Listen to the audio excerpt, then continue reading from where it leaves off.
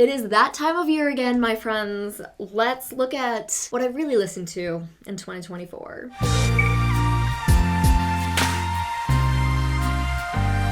Hello there, everybody. How was your 2024? Mine was special. It really was. It's 2025. Somehow we've made it here. I know that's such a cliche thing to say. Like, everybody's like, well, how did we get... I don't know. It's weird. Like, I'm so old. Ugh. Damn. Today we're gonna talk about what I really listened to last year, and I gotta say it every year, and I wish I didn't, but just because someone isn't on this list, someone didn't make my top artists, and albums didn't make my top albums, doesn't mean I don't like them. It doesn't mean I didn't listen to them. I just listen to a lot of music, and these are the things that hit the top 10s in every category. So hopefully we can all be understanding of that and not get all angry.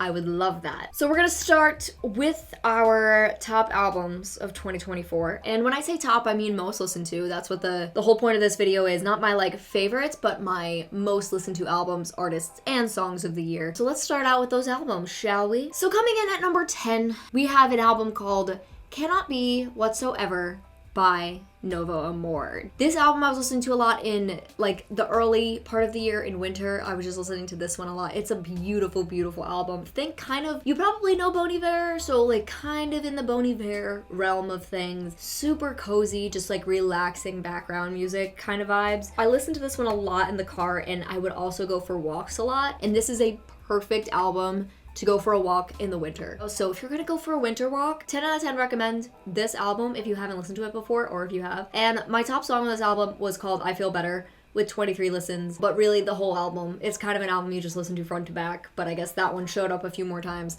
than the other ones. At number 9, we have what I consider to be a super, super fun, specifically summer album, and it is the album When We Were Friends by the Backseat Lovers. I love the Backseat Lovers. I just think their music is a perfect, fun vibe, but also the lyrics hit me. They're just fun. This is another go-to background music. Definitely summer in the car vibe. I feel maybe 50% of you have probably heard of them. If you haven't, check them out. They're very, just poppy fun boy group. And my most listened to song on this album was Dugout with 47 listens. I just want you to go listen to them, okay? If you haven't heard them before, please go listen to them because they're so much fun. Specifically, this album, When We Were Friends, is the one that I listened to the most. At number 8, we have an album that many of you probably expected to be on here. We have Older by Lizzie McAlpine. Full disclosure, 5 Seconds Flat is still my favorite Lizzie album. Totally respect that this is the kind of music she wants to make, and that's totally cool, and I love that for her. But 5 Seconds Flat is always gonna be my favorite from her. Just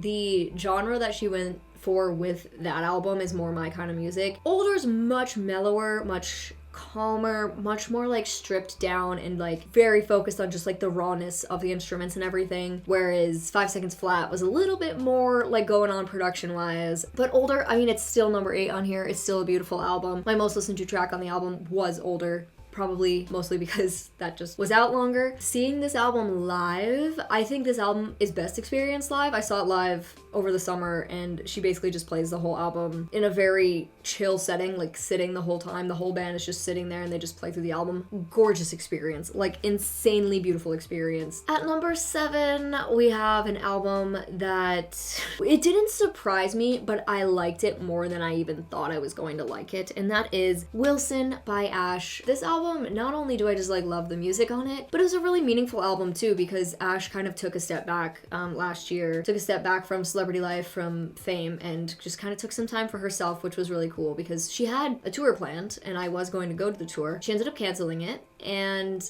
totally understood her position on that. Then she came back with this album, Wilson, and she's also touring again, and I have tickets to that, so I'm really looking forward to seeing her for that. But Wilson might be my favorite album from her. The entire track list, front to back, is so incredible. My most listened to track was Please Don't Fall in Love with Me, which is just the first track on the album because I usually just listen to it in order, so that doesn't surprise me at all. But her versatility is something I really love, and I love something that she does a lot in her music is go from a really light moment into a very sudden big punch you in the face kind of moment. She does it multiple times in her songs on all of her albums, but specifically on this one she does it a couple times where it's so freaking good. If you haven't listened to her yet, I recommend you check her out. She might not be your her style, but she's mine.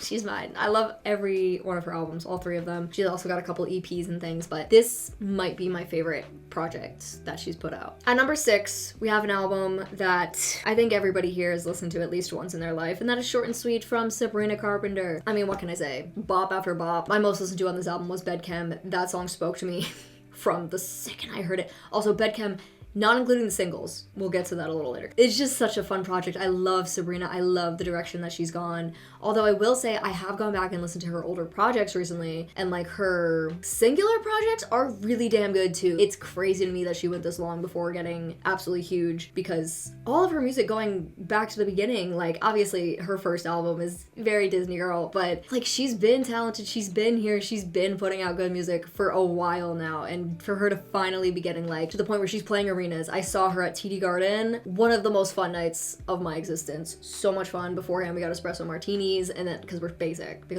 and then we went over to the venue. God, it was such a good night, and I love Sabrina, and this album is just, it's addicting. It's one of those albums that's like really addicting. You just like put it on repeat, and especially summer is summer album. Now at number 5, we have an album who is making its third straight appearance in my top 10 albums of the year. Can you believe that? It is Emails I Can't Send. This album is one of my favorite albums ever made. 3 straight freaking years, Sabrina. And of course, that is including the deluxe version, but either way, it's a perfect album. I do love Short and Sweet, but I think Emails for me is probably always gonna be my favorite because it just mixes everything I love. You've got songs like Nonsense, but you've also got like Tornado Warnings. Like, take me in the tornado. Put me in the tornado and send it on its way. I don't care. Like, I don't know what I'm saying. I wouldn't be surprised if this album is once again in my top 10 next year, because it's forever with me. Because it also covers like any mood that you're looking for. If you're sad and you want to be emo, you can listen to Emails. If you're like feeling badass and confident, you can listen to Emails. Like, it's perfection. At number 4, we have a kind of interesting one, or at least I think so. We have a self-titled album called Bleachers by a band called Bleachers. This album was very big for me at the beginning of the year. I think if I look at like the listening history on this album, I will see that it was mostly the beginning of the year.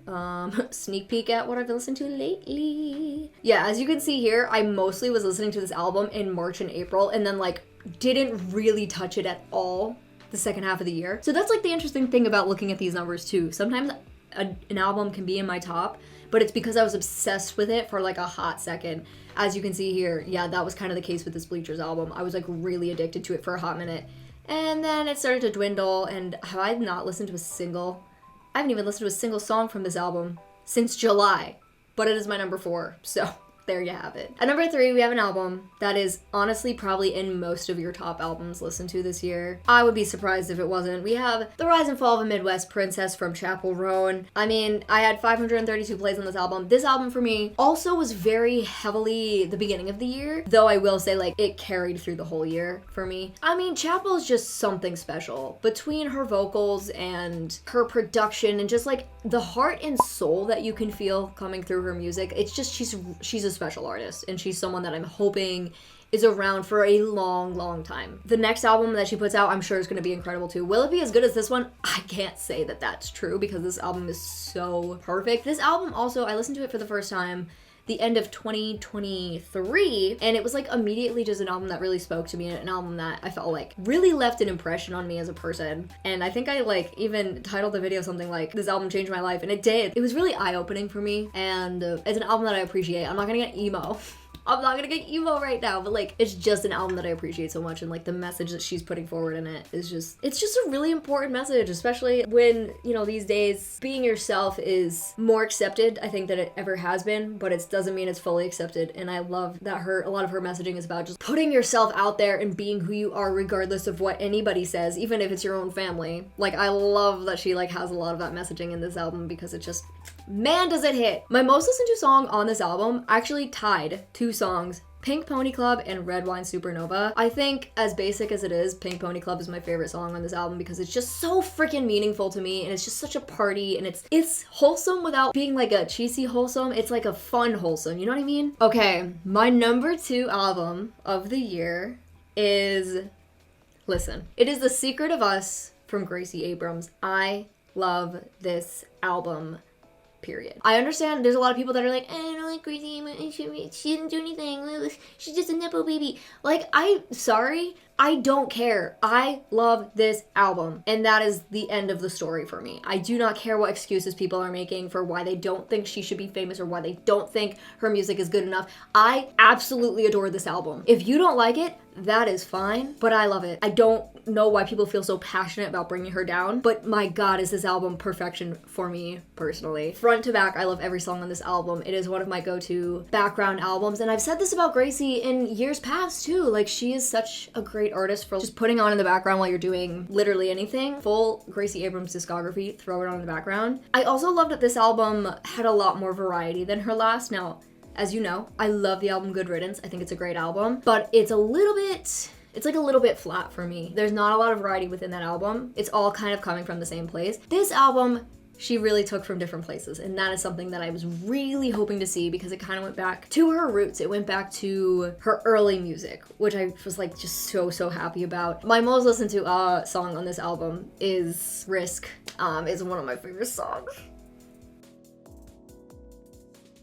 this past year, and it will probably remain in my top songs through this year because I can't get enough of it. Just fully obsessed with it. It's so freaking good. All right, and now it's time for my number one album of the year that nobody has seen coming this entire time. Now, I want to say to you, this was not looking like it was going to be my number one album of the year for a long time, and we'll get into why in a moment. But of course, at number one, we have The Tortured Poets Department from Taylor Swift. Yes, everybody's so shocked right now. My most listened to song on the album is Down Bad with 74 plays. That's definitely basic. You're entirely correct. That's like a super basic number one song to have. Is it the best song on the album? No, but it is ridiculously catchy. So what's interesting about this being number one for me is if we go and look at Last FM again, you will see that unsurprisingly, I listened to this album mostly in April when it came out, and then it kind of dwindled off, built back up a little bit again, completely disappeared -2 in September.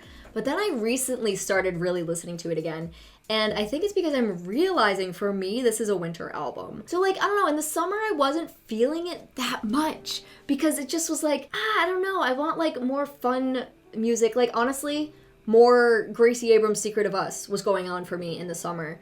Whereas now that it's gotten cold, I've been like really into this album again. And if you want to see my tracks here and how many times I listen to them, now the numbers are a little off because the one thing Last FM does wrong is that the deluxe and the original are considered separate, so I had to do some math to get the actual numbers. But these are more or less my top songs. You can see I would say I'm a little bit more into the anthology tracks than I am the original album, but that's not to say I don't like the original album. I just think the anthology is a little bit more me. But yeah, The Bolter, so underrated. I'm kind of surprised So High School is number 3 here. Prophecy, absolutely. Guilty as Sin. Guilty as freaking sin. Peter, Chloe, I'm Gonna Get You Back. This one's grown on me so much. I love the title track. What's my lowest? Let's go see.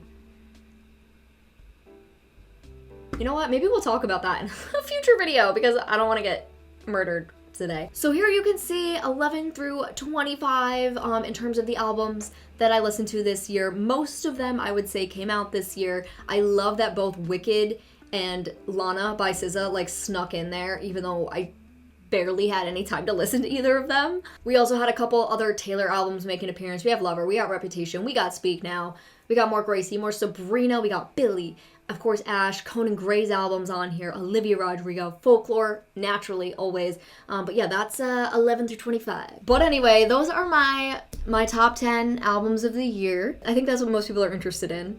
So there you have it. If you're interested in the artists and tracks, well, we're gonna move into that right now. This number 10 is extremely surprising to me, but I know why it's here. Number 10, we actually have Ariana Grande with 264 listens. This one genuinely does surprise me because I don't feel like I listened to a lot of Ariana Grande this year. Eternal Sunshine is an album I appreciate, but definitely not an album I've been listening to very much. If anything, I listen to her older stuff more, like the Thank You Next era. But really, why is Ariana here? A movie called Wicked came out, and I've been kind of obsessed with the soundtrack. So that, I think, is why Ariana has made an appearance in my top 10 here. At number 9, we have who was my number 1?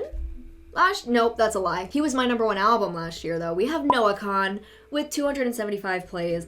I haven't listened to that album nearly as much this year. I still love it, though. I still think it's probably one of my top 10 albums of all time. Stick season, obviously. I didn't get to see him live at Fenway. It's gonna hurt forever. No pun intended. At number 8, we have a really, really fun artist, and that is Sammy Ray and the Friends. Sammy freaking Ray, baby. Now, a lot of you guys probably don't know Sammy Ray. Sammy Ray is a group led by, unsurprisingly, Sammy Ray, and she's got a whole band behind her, and they just make this really fun, like, kind of jazzy, upbeat, poppy, wholesome AF music. Most of the music that you're hearing from Sammy Ray is very self-love driven or just kind of like random topics. They have a song called Cool Doug at Night that's really just about a man named Doug who likes to disco at night.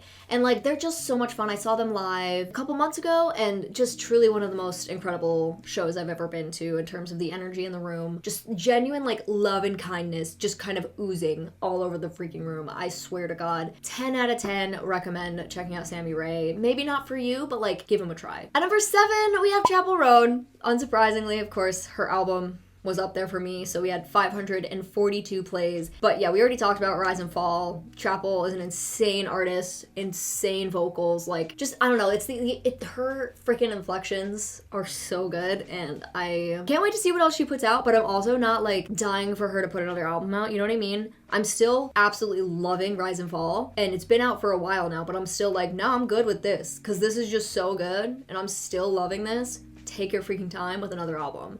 Though I won't complain if you put one out. At number 6, we have Lizzie McAlpine with 545 plays. Now again, older was 339, so the rest of that is mostly going to be 5 Seconds Flat. Some of that would have been her first project, but for the most part I listen to 5 Seconds Flat a lot. Like I said before, it's gonna be my favorite album of hers, probably forever. Anyway, in general though, I love her voice. I love her lyrics. I love her vibe. At number 5, we have my girl Ash, who I've talked about. Again, most of these I've already talked about, so I won't talk too much more about them, but we have Ash, who again, like, took a break and then came back, and it's just been really cool seeing how happy she at least seems to be back, and just seems like she's grown a lot, and I'm just really happy for her and really proud of her. And she had her first live show recently, and it just, if you've been there, if you've been experiencing this journey, you understand. If not, you probably don't, and that's fine. But I just like really love this woman with my whole heart, and I love all 3 of her albums, and her EPs are good, but like Wilson, so good. At number 4, we have Bleachers. As you know, from my album list, we had a lot of that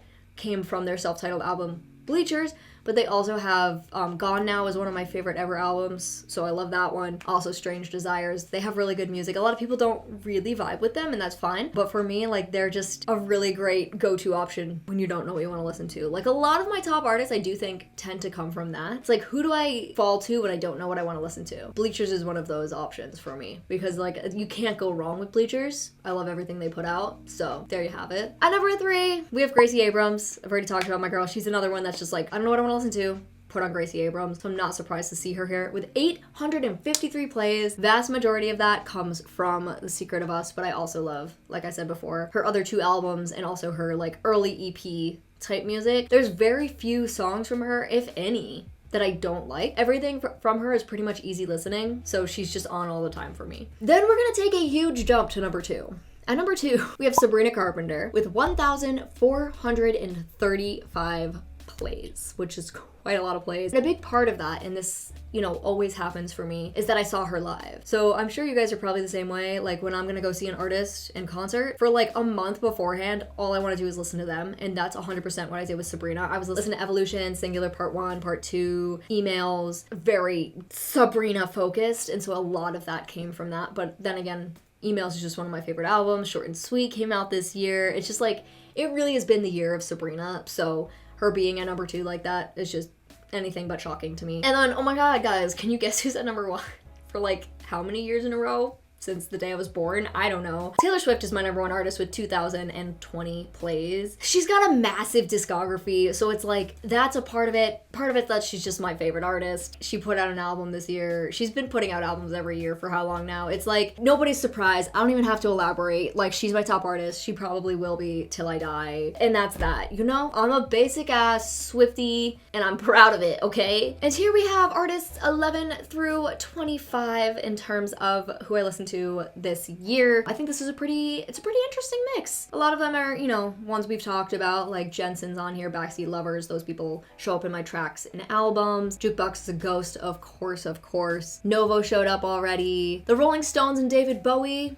Love them. Honestly, that SZA spot is mostly from the freaking Lana album that just came out. I have not stopped listening to it. Conan, Dua, Billy, you know, a lot of your pop music pretty much showing up here. But that is 11 through 25. All right, last but certainly not least, we're gonna go through my top 10 most listened to songs of the year. At number 10, we have a song called Dead Girl Walking by Jensen McCrae. Jensen McCrae, I love that woman, okay? I am so looking forward to her putting out another full project. She's been kind of putting out like little singles here and there for a bit, like Massachusetts came out this year. If you know that song, you know the song. If you don't, you should. But Dead Girl Walking's been one of my favorites of hers for a long time. It's like a sad song, but it's cute and it's bouncy, and I just really love it. 10 out of 10 recommend checking her out. She's kind of like singer-songwriter vibes, but again, I cannot freaking wait for her to put out a new album. At number 9, we have Please Please Please from Sabrina Carpenter.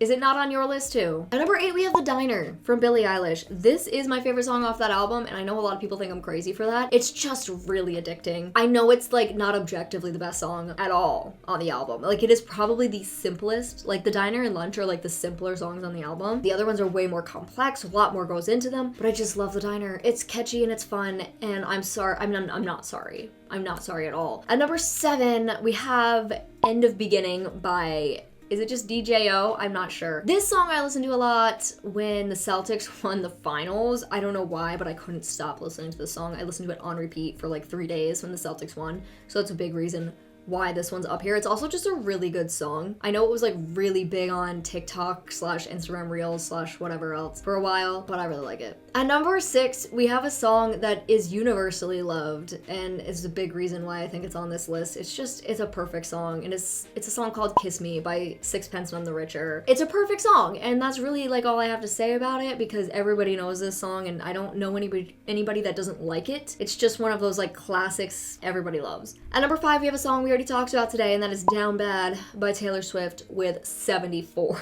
listens. Again, I just think this is like the catchiest song on the album. Is it the best song on the album? No, but is it the one that I really gravitated toward right when the album came out? Absolutely. I was beyond obsessed with it. Now, if we like were to pull the last like 3 months, I don't think Down Bad would be my most listened to from Tortured Poets, but it was the one I was most obsessed with when the album came out, so there's that. At number 4, yeah, Risk by Gracie Abrams. I'm still obsessed with this song. I'm always gonna be obsessed with this song. It's really relatable, okay? Like, it's really freaking relatable. At number 3, we have Massachusetts by Jensen McCrae.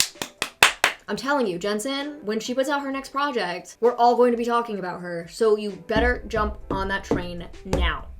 Do you hear me? Jump on the train. This song is just really cute, and it's really pretty, and it's like my singer-songwriter heart just goes crazy for it. At number 2, I have a song called, I don't know if you've heard of it, Espresso by Sabrina Carpenter. My basic is showing.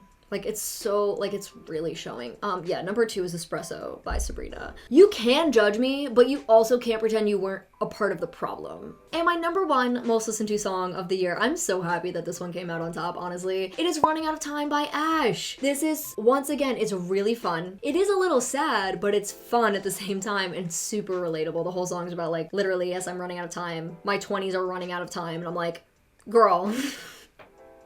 Same. But that one, I remember, like, there were multiple instances where I would put that on repeat, like, throughout the year.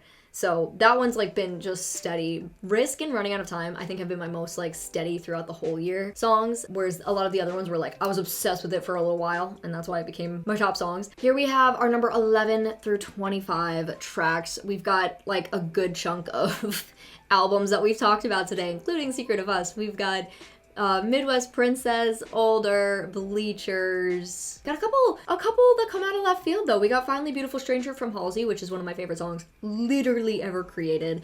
We have Not My Fault with Megan Thee Stallion and Renee Rapp. That's a really, really fun freaking song. Message in a Bottle.